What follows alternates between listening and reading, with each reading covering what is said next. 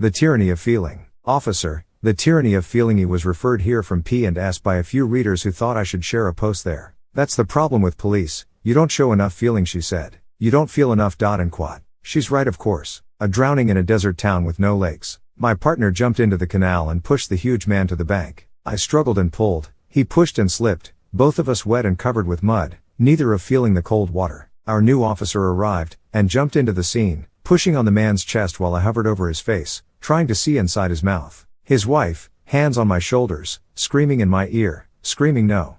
I couldn't feel her breath on my neck, her tears on my head. Finally, my partner says to stop, just stop. I looked down and saw my pants were covered in the man's blood, which had poured from the bullet hole in his temple. I couldn't feel the wet blood soaking through my pants. She's right, of course. I couldn't feel enough. And quad. A gunshot in the basement of a home. As I made my way down the stairs, the air was filled with a haze. A man, missing his face, and a rifle sitting in a lake of blood on the bed. 3 walls covered with meat. The mewling, writhing figure unable to speak, but clearly letting me know the horror, the pain, he was feeling. A few inches of jaw, glued to the carpet, the stubble of beard visible from the inside. The home now filled with explosive gas, a mother unaware. A mother begging us to just let her son die. As I grabbed the woman by the arm, I couldn't feel her brittle, old bones under my grip. I couldn't smell the gas, couldn't gag as I pulled the jaw from the carpet. I couldn't find it inside me to feel the horror. She's right, of course. I couldn't feel enough. And quad. A mother, worn by the chemotherapy, held hostage. A son,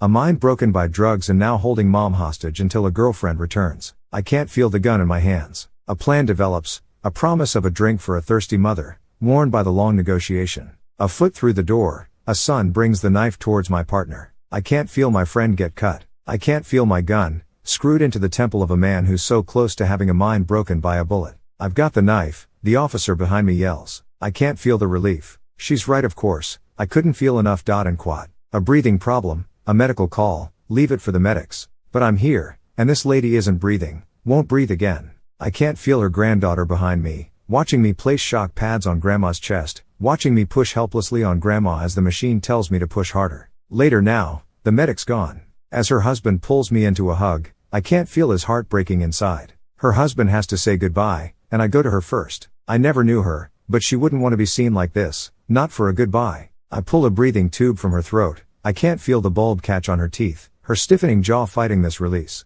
I pull on the bone needle screwed into her shins. I can't feel how the diabetes has scarred her lower legs. I wipe the blood from her nose and mouth. I can't feel how cold the blood already is. She's right, of course. I couldn't feel enough. And quad. A naked monster, celebrating his first day outside of prison with a cocktail of street drugs and liquor, kicking in the door. A boy, just 8, standing behind the door, holding a bat to protect his 4-year-old sister from the monster outside. I can't feel their panic. I don't know they stand just feet from where the monster and I fight. I can't feel his fingernails, carving deep and bloody into my arm. I can't feel the burning of sweat, blood, and mace spray mix into the bloody cuts. He can't feel the pain. He's well beyond feeling. As he breaks the porch, breaks the door, breaks my skin, breaks the quiet peace of the neighborhood, I can't feel his hair in both my hands, pulling him back from the sidewalk where he slams his head. Even today, I can't feel those 5 long scars on my arm. She's right, of course. I couldn't feel enough. And quad. A stolen car, a property crime. A man, too much time inside bars,